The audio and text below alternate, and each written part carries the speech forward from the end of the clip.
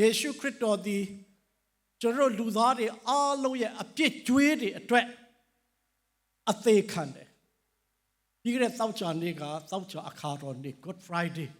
ယေရှုခရစ်တော်အသေးခံပြီးလက်ဝါးကပ်တိုင်ပေါ်မှာတက်သွားတဲ့နှစ်ပတ်လည်နေ့ဒါပေမဲ့3 ရက်မြောက်သောနေ့မှာသူသည်ဖျားသခင်ဖြစ်တဲ့အတွက်ကြောင့်ရှင်ပြန်ထမြောက်ခဲ့တယ်ဟာလေလုယာဒီကနေ့ကတော့သူ့ရဲ့ရှင်ပြန်ထမြောက်ခြင်းကိုကျွန်တော်တို့က celebrate လုပ်တယ်ဝမ်းမြောက်ဝမ်းသာစွာနဲ့ကျွန်တော်တို့ကြီးမွမ်းကြတယ်ဆိုတော့ကျွန်တော်နှုတ်ကပတ်တော်ကိုသေချာကြည့်မယ်ဆိုလို့ရှိရင်ဓမ္မဟောင်းကနေပြီးဓမ္မသစ်အထိကြည့်မယ်ဆိုလို့ရှိရင်ရှေးယုံကြည်သူတွေမျော်လင့်တာကတော့ထာဝရဘုရားနဲ့ကိုယ်စိတ်ဝိညာဉ်3 ပါးစလုံးအပြည့်အစုံနဲ့ဥတွေ့ဖို့ထာဝရစိုးစံဖို့ဖြစ်တယ်ဓမ္မဟောင်းကာလမှာဆိုလို့ရှိရင်သေတဲ့သူဟာကိုယ်ခန္ဓာမပြည့်မစုံဘဲနဲ့ရှိနေတဲ့သူကဘယ်လိုလုပ်ဘုရားသခင်ကိုချီးမွမ်းကိုးကွယ်မလဲဆာလံကျမ်းတွေကိုဖတ်ကြည့်ပါဓမ္မဟောင်းကာလတော့ဆိုလို့ရှိရင်သေခြင်းနဲ့ပတ်သက်လို့သေခြင်းရဲ့တစ်ဖက်နဲ့ပတ်သက်လို့ထင်ထင်ရှားရှားသိပြီးမပြောခဲ့ဘူးအထူးသဖြင့်မောရှေ9 ကျမ်းပန်တတုလို့ခေါ်တယ်မောရှေ9 ကျမ်းပါကပ္ပဦးကျမ်းထွန်းမြောက်ရာကျမ်းတောလေရာကျမ်းဝတ်ပြုရာကျမ်းတရားဟောရာကျမ်းအဲ့ဒါကိုယူလူမျိုးတာတိုရာလို့ခေါ်တယ်ကျွန်တော်ကပန်တတုလို့ခေါ်တယ်ပန်တာဆိုတာငါခဏန်းကိုပြောတာအဲ့ဒီကနေပါ Pentecost ဆိုတာကလည်းရက်ပေါင်း50ပြည့်တဲ့နေ့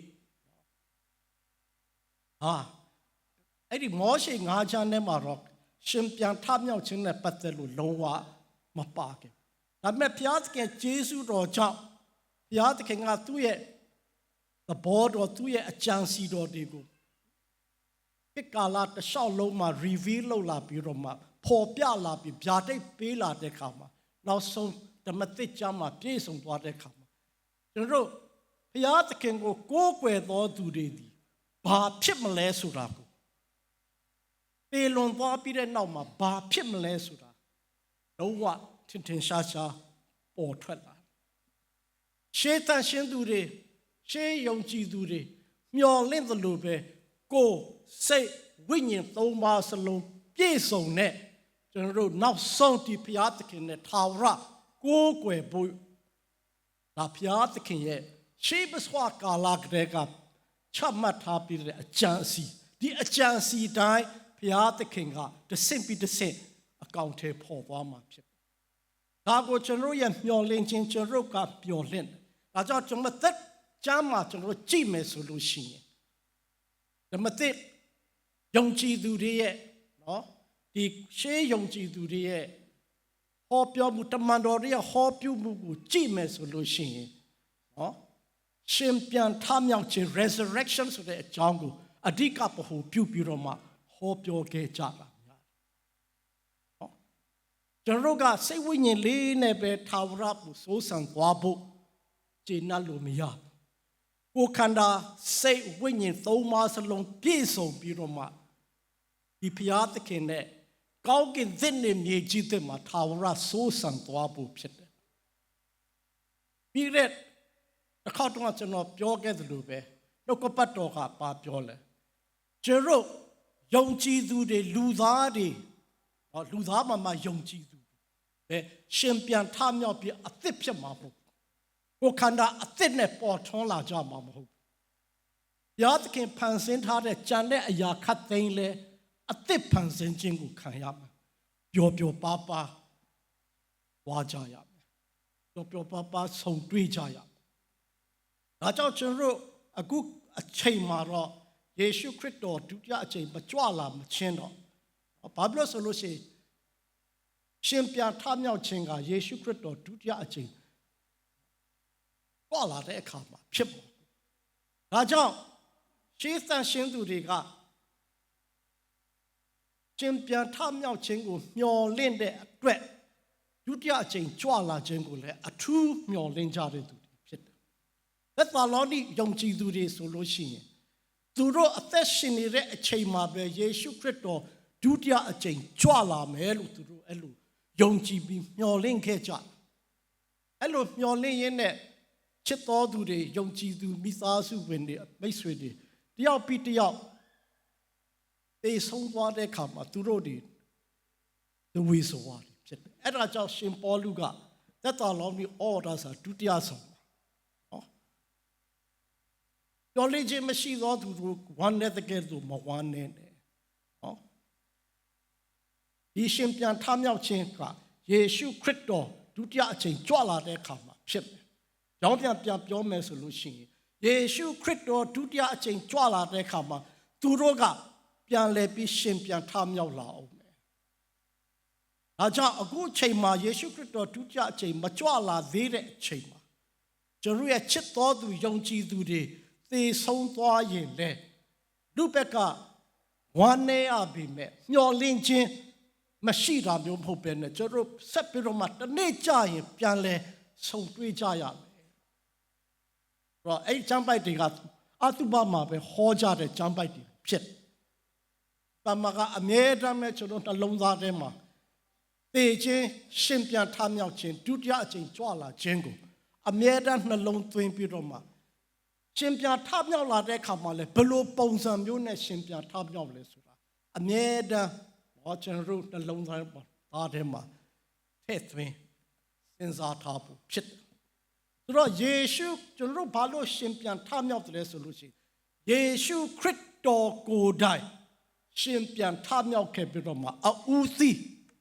သေသောသူတို့မှာရှင်ပြန်ထမြောက်တဲ့ခါမှာသူကပထမဦးဆုံးပုံသက်တွေကိုပြပြီးတော့မှအဦးစီးဖြစ်ခဲ့တယ်။ဆိုတော့ယေရှုခရစ်တော်ရှင်ပြန်ထမြောက်ခြင်းကကျွန်တော်တို့အတွက်ဘလောက်အရေးကြီးသလဲနံပါတ်1ကကျွန်တော်မြန်လေးပဲပြောပါမယ်ယေရှုခရစ်တော်ရှင်ပြန်ထမြောက်တဲ့အတွက်ကြောင့်သူသည်ဖျားသခင်စင်စစ်ဖြစ်ကြောင်းသက်သေထင်ရှားသွားတယ်ယုံကြည်စိတ်ချလို့ရသွားတယ်ပထမယေရှုခရစ်တော်ကိုဘယ်သူကရှင်ပြန်ထမြောက်စေခဲ့တာဒါကိုကြည့်မလဲအရင်စိတ်ဝင်စားဖို့ကောင်းတယ်ကျမ်းပိုက်တွေအများကြီးပဲအဲ့ဒီမှာကျမ်းပိုက်တွေကိုကြည့်မယ်ဆိုလို့ရှိရင်ဥပမာအားဖြင့်ရှင်ယောဟန်ခရစ်ဝင်အခန်းကြီး30အငယ်7-8မှာ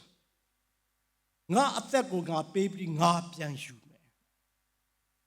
ယေရှုခရစ်တော်ကသူ့ရဲ့တကိုးတော်အားဖြင့်ဒီအသက်ကိုပြန်ယူတယ်ပြီးတော့မှခမည်းတော်ဖခင်ရဲ့ဘုန်းတကိုးတော်အားဖြင့်သူရှင်ပြန်ထမြောက်ခဲ့တယ်ဒါကိုကျွန်တော်တို့ယောဘဩဝါဒစာအခန်းကြီး6အငယ်4နော်ယောဘဩဝါဒစာအခန်းကြီး6အငယ်4အခန်းကြီး30အငယ်9ပတ်ထားမယ်ဆိုလို့ရှိရင်ပြီးတော့မှတမန်တော်ဝတ္ထုအခန်းကြီး2အငယ်24တမန်တော်ဝတ္ထုအခန်းကြီး2အငယ်24ပြီးတော့မှအခန်းကြီးအခန်းကြီး2မှာပဲအငယ်32ကနေ33ဒီကျမ်းပိုက်တွေကိုခြုံပြီးကြည့်မယ်ဆိုလို့ရှိရင်ခမည်းတော်ဖခင်ရဲ့ဘုန်းတကိုးတော်အပြင်ယေရှုခရစ်တော်ကရှင်ပြန်ထမြောက်ခဲ့တယ်တတိယအချက်နဲ့နောက်ဆုံးကတော့နော်တန်ရှင်သောဝိညာဉ်တော်အပြင်သူရှင်ပြန်ထမြောက်ခဲ့တယ်ဘာဖြစ်ယောမဩရာစာအခန်းကြီး8အငယ်7ဘေရီမြို့သားကဲ့သို့နှုတ်ကပတ်တော်ကိုနားထောင်တဲ့အခါမှာကျမ်းစာထဲမှာပါသလားမပါဘူးလားဟုတ်သလားမဟုတ်ဘူးလားကျွန်တော်တို့အမြဲတမ်းချိန်ပြီးတော့မှနားထောင်ကောင်းတိုင်းနော်မှန်တာမဟုတ်ပါဘူးဒါကြောင့်ကျမ်းစာကိုအမြဲတမ်းဖတ်တော်သူများဖြစ်ကြရမယ်ဆိုတော့ယေရှုခရစ်တော်ရှင်ပြန်ထမြောက်ခြင်းအပြင်နော်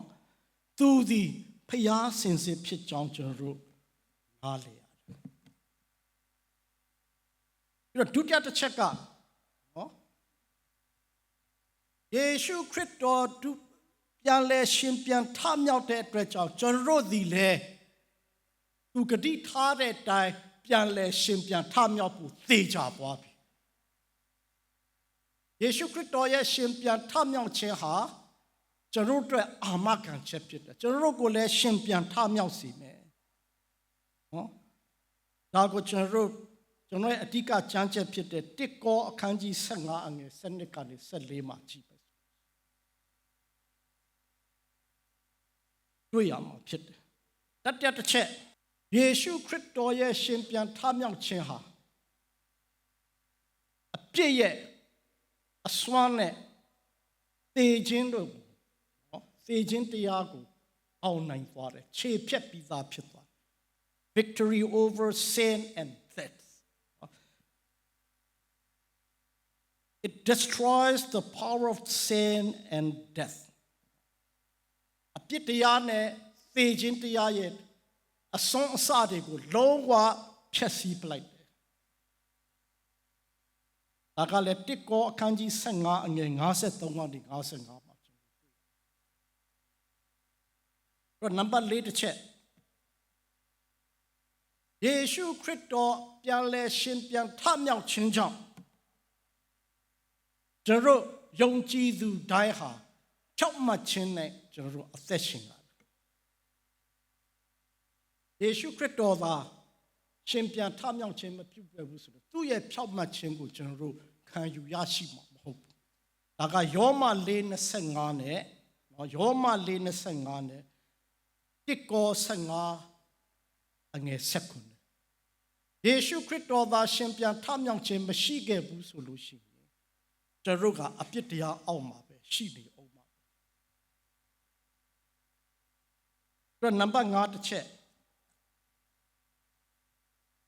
ယေရှုခရစ်တော်ရှင်ပြန်ထမြောက်ခဲ့တဲ့အတွက်ကြောင့်ထာဝရအသက်ရှင်တဲ့ဘုရားသခင်ဖြစ်ပြီးတော့မှထိုမြတ်မကခမည်းတော်ရဲ့လက်ရာတော်ဘက်မှာစံပယ်ပြီးမှကျွန်တော်တို့အတွက်ဆုတောင်းပေးနေတယ်အယူခံဝင်ပေးနေရှေ့နေလိုက်ပေးနေတယ်ရစကားနဲ့ပြောမယ်ယေရှုခရစ်တော်အသက်ရှင်တော်မူသောကြောင့်ခမည်းတော်ဘုရားကိုကျွန်တော်တို့အတွက်တောင်းပေးလိုက်တယ်ဒါကကျွန်တော်တို့အတွက်အောင်မြင်ခြင်းပဲယေရှုခရစ်တော်ကကျွန်တော်တို့ဘက်မှာအမြဲတမ်းရှိတယ်ဘာလို့ရှိနေလဲအသက်ရှင်လို့ဖြစ်တာရှိနေတာယေရှုခရစ်တော်သာရှင်ပြန်ထမြောက်ခြင်းမရှိဘူးဆိုလို့ရှိရင်ခမည်းတော်ရဲ့လက်ရာတော်ဘက်မှာလည်းရှိနေနိုင်မှာမဟုတ်ဘူးကျွန်တော်တို့လည်းတဝဲလေလေနဲ့ဖြစ်နေအောင်ပါဒီအချက်၅ချက်ရဲ့အချုပ်ကတော့ဘာလဲဆိုလို့ရှိရင်ကျွန်တော်အားလုံးဟာကျွန်တော်ရဲ့အားနည်းခြင်းကျွန်တော်ရဲ့အပြစ်အလုံးစုံတို့တဲ့ဒီယေရှုခရစ်တော်ဒီဟုသောဖျားသခင်ကိုလုံးလုံးလျားလျားယုံကြည်အပ်တန်တိုက်တယ်ဒါအင်မတန်ဘယ်လောက်ကောင်းတယ်လဲဒါကျွန်တော်တို့အတွက်အမြတ်ပဲဟောဆိုတော့ရှင်ပြန်ထမြောက်ခြင်းဖြစ်ဖို့ရန်အတွက်သေခြင်းကအရင်လာရတယ်နော်ကျမ်းစာထဲမှာတော့မပြောဘူးသေခြင်းကိုဆို၎င်းရှင်ပြန်ထမြောက်ခြင်းကိုဆို၎င်းကြုံတွေ့ရတာတဲ့သူတွေကတော့အရှင်လက်လက်အောင်းကပုံတက်တဲ့သူတွေနဲ့ဘယ်လိုပြိုင်ကြမလဲတော့မသိဘူးဒါပေမဲ့ပြိုင်စရာတော့အကြောင်းမရှိပါဘူးဒါပေမဲ့ကျွန်တော်အချိန်မှာယေရှုခရစ်တော်ဒုတိယအချိန်မကြွလာသေးဘူးဆိုလို့ရှိရင်ကျွန်တော်သေခြင်းတရားကိုခန္ဓာသေခြင်းကိုကျွန်တော်ရင်ဆိုင်ကြရအောင်ပါပဲဒါကလည်းဘုရားသခင်ရဲ့အလိုတော်အကြံစီတော်ပဲဖြစ်တယ်။ဘာဖြစ်လို့ယေရှုခရစ်တော်ကိုယုံကြည်ပြီးအပြစ်လွတ်ပြီးမှဘာဖြစ်လို့ကျွန်တော်ကိုခန္ဓာသေခြင်းကိုရင်ဆိုင်ရအောင်မှလဲလို့မေးတဲ့သူရှိကောင်းရှိပါကျွန်တော်လည်းမေးခဲ့အဲ့လိုမေးမယ်ဆိုလို့ရှိရင်တော့အဖြေကကောင်းကင်ဘုံမှာရှိပါကြာကြီးတစ်ပါးကတော့ဘယ်လိုပြောသလဲဆိုလို့ရှိရင်အပြစ်တရားကဘလောက်ဆိုးသလဲဆိုတာကိုဆက်ပြီးတော့မှလူသားတွေနော်သိရှိဖို့ရန်အတွက်ကိုခန္ဓာသေခြင်းကိုဆက်လက်ပြီးတော့မှဘုရားသခင်ကယုံကြည်သူတွေကိုလည်းရင်ဆိုင်စေတယ်နော် ယောမဩဝါဒစာထဲမှာလည်းလူကတော့ကိုယ်ခန္ဓာကတော့အပြစ်ကြောင့်အသေးဖြစ်တယ်ဆိုတော့ယေရှုခရစ်တော်ရဲ့အသေးခံခြင်းနဲ့ကယ်တင်ခြင်းကကိုယ်ခန္ဓာအတွက်မပါဘူးလားအဲ့လိုမေးစရာရှိပြီဒါပေမဲ့ယေရှုခရစ်တော်ဘုရားသခင်ဒီသုံးပါးတဆူဘုရားသခင်ရဲ့အကြံအစီတော်ကကျွန်တော်တို့အတွက်ဘယ်တော့မှမလျော့ဘူးကျွန်တော်တို့အကျိုးအတွက်ယာနှုံးပြည့်ဖြစ်တယ်ကျွန်တော်တို့ကိုယ်ခန္ဓာအသက်ဝိညာဏကိုယ်ခန္ဓာကိုပေးအောင်ယေရှုခရစ်တော်ရှင်ပြန်ထမြောက်လာတဲ့အခါမှာလူသားအဖြစ်တော်၎င်းဖျားအဖြစ်တော်၎င်းဒွိသဘာဝနဲ့ပဲရှင်ပြန်ထမြောက်လာဒါပေမဲ့အဲ့ဒီကိုယ်ခန္ဓာကဟုတ်ပြတ်တတ်တဲ့ကိုယ်ခန္ဓာမဟုတ်ဘဲနဲ့ဝိညာဏကိုယ်ခန္ဓာဖြစ်တယ်အစာစားလို့ရတယ်နော်ထိလို့ရတယ်၊ကင်လို့ရတယ်၊မြင်လို့ရတယ်ထိုကိုယ်ခန္ဓာမျိုးကိုကျွန်တော်တို့ဒီလေနောက်ဆုံးသောတစ်နေ့မှာခံယူရရှိပြီးတော့မှဒီထာဝရဘုရားနဲ့ထာဝရကောင်းကင်တဲ့မြေကြီးတဲ့မှာစိုးစံသွားရဖို့ဖြစ်တယ်။ဟာလေလုယာ။ဟောဒါကအင်မတန်ကိုဝမ်းမြောက်စရာအကြောင်းဖြစ်တယ်။ဆိုတော့ယေရှုခရစ်တော်သာရှင်ပြန်မထမြောက်ခဲ့ဘူးဆိုလို့ရှိရင်နော်တိကောအခန်းကြီး15အငယ်7ကနေ14ကိုကျွန်တော်တို့ပြန်ကြည့်မယ်ဆိုလို့ရှိရင်ဒါလည်းကျွန်တော်တို့အားလုံးသိပြီးသားပါ။ဘာဖြစ်လို့ဆိုတော့အဲ့ဒီကနဦးယုံကြည်သူတွေစတင်ပေါ်ထွန်းတဲ့နေ့ကအဲ့ဒီအချိန်ကာလမှာပါရိရှဲနဲ့ဇာတုတ်ကဲတို့လည်းရှိကြတယ်။ပါရိရှဲတွေကရှင်ပြန်ထမြောက်ခြင်းကိုလက်ခံပြီးတော့မှဇာတုတ်ကဲတွေကရှင်ပြန်ထမြောက်ခြင်းမရှိဘူးဆိုပြီးတော့မှဒီလိုယုံကြည်ဇာတုတ်ကဲတွေကနော်စာဒူစီးပေါ့နော်ကျွန်တော်အင်္ဂလိပ်ကျမ်းစာမှာတော့စာဒူစီးတွေကဘာဖြစ်လို့ရှင်ပြန်ထမြောက်ခြင်းကိုမယုံသလဲဆိုလို့ရှိရင်သူတို့ကမောရှေ9ချမ်းကိုပဲသူကကင်ထားတာကြံတဲ့နော်ယာသမယာဇဝင်တို့ပရောဖက်ကျမ်းတို့ဆိုလို့ရှိရင်သူကကျမ်းစာလို့မယုံပဲမောရှေ9ချမ်းကိုပဲဘုရားသခင်နှုတ်ကပတ်တော်တမန်ကျမ်းစာအဖြစ်ခံယူပြီးတော့မှအဲ့ဒီကျမ်းထဲမှာတော့ပထမလုံးဘဝ after life နဲ့ပတ်သက်ပြီးတော့မှသုံးသင်ချက်ကမပါတဲ့အတွက်ကြောင့်သူတို့ကလုံးဝညှင်းဆန်အဲ့ဒီယုံကြည်ခံယူချက်ကမှားယွင်းတဲ့ယုံကြည်ခံယူချက်ကနော်ယေရှုခရစ်တော်ရဲ့အသေးခံခြင်းနဲ့ရှင်ပြန်ထမြောက်ခြင်းကိုနော်ယုံကြည်လက်ခံပြီးတဲ့နောက်ပိုင်းမှာတော့မှတချို့ယုံကြည်သူတွေကိုပါလာယေရှုခရစ်တော်ကတော့ရှင်ပြန်ထမြောက်မှာပေါ့သူကဖျားသခင်ပဲဒါပေမဲ့ငါတို့ကတော့ရှင်ပြန်ထမြောက်မှာမဟုတ်ဘူးဆိုပြီးတော့မှကောရိန္သုအသင်းတော်ကတချို့ကအဲ့လိုယုံကြည်ကြတယ်ဝေငါကြမင်းတို့အဲ့လိုယုံလို့မရဘူးအဲ့လိုပြောလို့မရဘူးရှင်ပြန်ထမြောက်ခြင်းသာမရှိခဲ့ဘူးဆိုလို့ရှိရင်ဟောအငယ်7နှစ်မှာယခုမှာခရစ်တော်သည်သေခြင်းမှထမြောက်တော်မူကြောင်းကိုဟောပြောရသည်ဖြစ်၍သေသောသူတို့သည်ထမြောက်ခြင်းမရှိဟုသင်တို့တွင်အချို့သောသူတို့သည်အဘယ်ကြောင့်ဆိုရကြသနည်းအခုယေရှုနဲ့ခရစ်တော်ခွဲတယ်ဘာဖြစ်တယ်ညာဖြစ်တယ်နောက်ဆိုလဲလာအောင်မယ်နော်ယေရှုလူတွေကရှင်ပြန်ထမြောက်မှာမဟုတ်ဘူးအခုတချို့ခိုင်းကနာတွေမှာတော့မှအထင်ကရခိုင်းကနာမှာသွန်သင်တယ်ရှင်ပြန်ထမြောက်ခြင်းဆိုတာမရှိဘူးလူတယောက်သေသွားပြီဆိုရင်သူစိတ်ဝိညာဉ်ကနော်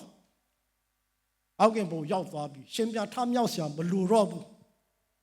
ရှိလည်းမရှိဘူးဆိုပြီးတော့အဲ့လိုကိုလိုကလန်သွန်သင်တဲ့သူတွေအများကြီးရှိနေတယ်ရှိခဲ့တယ်ရှိနေတယ်ရှိလာအောင်မယ်နော်ဒါကိုကျွန်တော်ကြိုတင်ပြီးတော့မှယုံကြည်ခြင်းဒိုင်းလွှားနဲ့ကာသတ်ထားဖို့လိုအပ်တယ်တကယ်လို့ရှင်ပြန်ထမြောက်ခြင်းဆိုတာမရှိဘူးဆိုလို့ရှိရင်နော်ကျွန်တော်နောက်ထပ်အစစ်တစ်ခုကျွန်တော်ပြောဦးမယ်ကျွန်တော်ကိုယ်ခန္ဓာ၌ပေါ်ထွန်းလာပါတယ် ဆိုတော့ကိုယ်စိတ်ဝိညာဉ်သုံးပါးပြည့်စုံတဲ့လူသားတယောက်အနေနဲ့လည်းပြန်လဲပေါ်ထွန်းလာမှာမဟုတ်ဘူးစိတ်ဝိညာဉ်အနေထားနဲ့ပဲရှိနေပါရှေ့တန်ရှင်းသူတွေယုံကြည်သူတွေကစိတ်ဝိညာဉ်တစ်ခုတည်းနဲ့ပဲနော်နာဝိညာဉ်နဲ့ပဲမချေနှပ်ဘူးကိုယ်ခန္ဓာမှာပါတဲ့ပြည့်စုံသောလူသားတယောက်အနေနဲ့ဒါပေမဲ့နော်မပုတ်မပြတ်တတ်တဲ့ကိုယ်ခန္ဓာကိုရရှိထားတဲ့လူသားတယောက်အနေနဲ့ထာဝရဘုရားသခင်နဲ့နော်စိုးစံသွားဖို့မျှော်လင့်ခြင်းရှိဒါလည်းတကယ်ကိုဖြစ်မှာမျှော်လင့်ချက်တသက်မဟုတ်ဘဲနဲ့တကယ်ဖြစ်ဆိုတော့ဒီဘုရားသခင်ကိုကိုးကွယ်ရတာဒီနှုတ်ကပတ်တော်ကိုယုံကြည်ရတာအင်မတန်ကိုထူးမြတ်တဲ့အခွင့်အရေးဖြစ်ပါတယ်။ဟောကျွန်တော်တို့ကအပြစ်ကနေလွတ်ယုံတယ်မကပဲနဲ့ကျွန်တော်တို့စိတ်ဝိညာဉ်ဘာမကပဲနဲ့ကိုယ်ခန္ဓာပါကျွန်တော်တို့အသက်ရရှိမှာဖြစ်တယ်။ကောင်းကင်သစ်နဲ့မြေကြီးသစ်ကိုဘုရားသခင်ဖန်ဆင်းမှာဖြစ်တယ်လို့ကျွန်တော်တို့ယုံကြည်သူတွေကိုလည်းနော်ကိုယ်ခန္ဓာအသက်ယာယီတဲဖြစ်သောငါတို့မြေအိမ်ဒီဆိုဒီမြေအိမ်ကိုပြောတာနော်ဒီကဘာကြီးကိုပြောတာပေါ့အဲကျမ်းပိုက်ကဒီကိုယ်ခန္ဓာကိုရည်ညွှန်းတာတဲ့၍ကောင်းကင်ဘုံမှာလူလက်ဖြင့်မလုတ်ပေါ်ကောင်းကင်ခန္ဓာရှိအဲ့ဒီခန္ဓာကဝိညာဏကိုယ်ခန္ဓာနောက်ဆုံးသောနေ့ရက်မှာကျွန်တော်တို့ရရှိမှာဖြစ်ဆိုတော့အကယ်73မှာသေသောသူတို့သည်ထမြောက်ခြင်းမရှိလေရှင်ပြန်ထမြောက်ခြင်းဆိုတာမရှိဘူးဆိုလို့ရှိရင်ခရစ်တော်သည်လည်းရှင်ပြန်ထမြောက်ခြင်းရှိတော့ခရစ်တော်သည်ထမြောက်တော်မမူဆိုတော့ထမြောက်ခြင်းမရှိရင်ခရစ်တော်လည်းမထမြောက်ခရစ်တော်သည်ထမြောက်တော်မမူလျင်ခရစ်တော်သာမထမြောက်ခဲ့ဘူးဆိုလို့ရှိရင် Easter Sunday လည်းမရှိခဲ့ဘူးဆိုလို့ရှိရင်ငါတို့ဟောပြောခြင်းလည်းအကျိုးမရှိကျွန်တော်အခုဟောနေတဲ့အရာသုံးသင်နေတဲ့အရာတွေတစ်ခုမှအတိတ်ပဲမရှိတော့ဒါပေမဲ့သတင်ကောင်းကအတိတ်ပဲရှိတယ်ဘာဖြစ်လို့ဆိုလို့ရှိရင်ယေရှုခရစ်တော်သည်ရှင်ပြန်ထမြောက်ခဲ့သင်တို့ယုံကြည်ခြင်း၌လည်းအကျိုးမရှိဟောဒီဘုရားသခင်ကိုယုံကြည်ကိုးကွယ်ရတာလည်းဘာမှအတိတ်ပဲမရှိနော်လေကိုနော်ကိုးကွယ်ရတာလေတော်မှမဟုတ်ဟာလာဟင်းလင်းကြီးကိုကိုးကွယ်ရတာနဲ့တူဟာလာဟင်းလင်းကြီးကိုကိုးကွယ်တော့ဘာမှမဖြစ်ဘူးဘာအကျိုးကျေးဇူးမှမရဘူး16နော်အကြောင်းမူကားသေလွန်သောသူတို့သည်ထမြောက်ခြင်းမရှိလျင်ဘုရားသခင်သည်ခရစ်တော်ကိုထမြောက်စေတော့ဒါကပြောပြီးသားအရာကိုရှင်ပေါလုကထပ်ပြီးပြောတယ်ယခုမှခရစ်တော်ကိုထမြောက်စေပြီးဟုငါတို့သည်ဘုရားသခင်ဤအကြောင်းကိုသက်သေခံကြဒါပေမဲ့အမှန်တရားကတော့ကြိုက်သည်ဖြစ်မကြိုက်သည်ဖြစ်စေရှင်ပြန်ထမြောက်သွားပြီဟာလေလုယာနော်သေလွန်သောသူတို့သည်ထမြောက်ခြင်းမရှိလျင်ခရစ်တော်သည်ထမြောက်တော်3ချိန်တော့ပြောတယ်နော်သေချာအောင်ရှင်ပေါလုက3ချိန်တော့ရှင်ပြန်ထမြောက်ခြင်းမရှိရင်နော်ခရစ်တော်သည်ထမြောက်တော်ခရစ်တော်မထမြောက်ဘူးဆိုလို့ရှိရင်ကျွန်တော်တို့လည်းမထမြောက်နိုင်ဘူး second မှာခရစ်တော်သည်ထမြောက်တော်မမူလျင်သင်တို့ယုံကြည်တော်လည်းအကျိုးမရှိဒါကလည်းဒုတိယအချိန်ထပ်ပြောတယ်သေချာအောင်ထပ်ပြောတယ်ကျွန်တော်ယုံကြည်နေတဲ့ဟာတွေကအလကားပဲနော်ဘာသာတရားသက်ပဲဖြစ်သွားတယ်ရတနိကကိုပဲကိုးကွယ်တာဖြစ်သွားတယ်အတွေးခေါ်ပညာကိုပဲကိုးကွယ်တာဖြစ်အမှန်တရား truth ကို reality ကိုကျွန်တော်ခံယူကိုးကွယ်နေတာမဟုတ်တော့ဘူး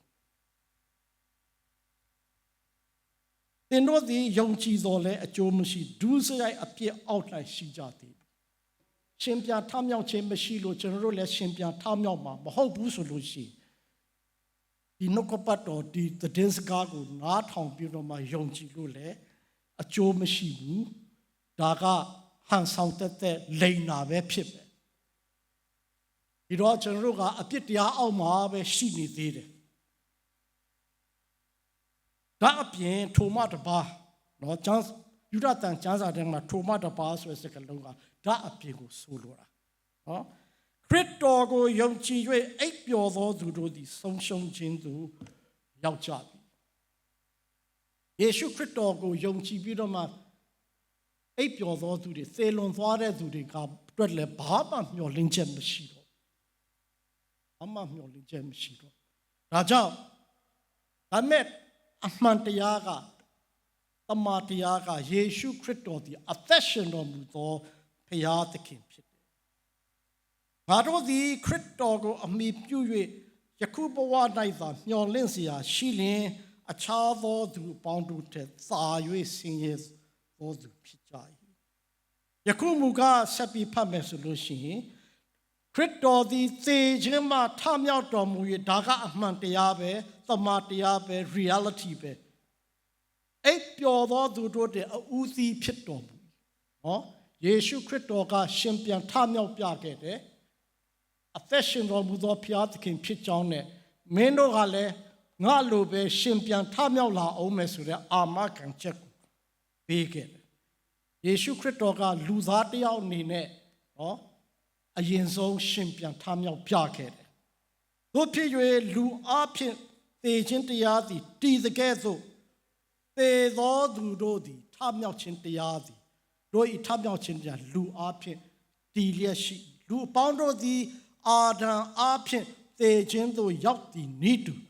လူအပေါင်းတို့သည်ခရစ်တော်အဖြစ်အသက်ရှင်ခြင်းသို့ရောက်ရလို့ပထမအာဒံလူအာဒံကနော်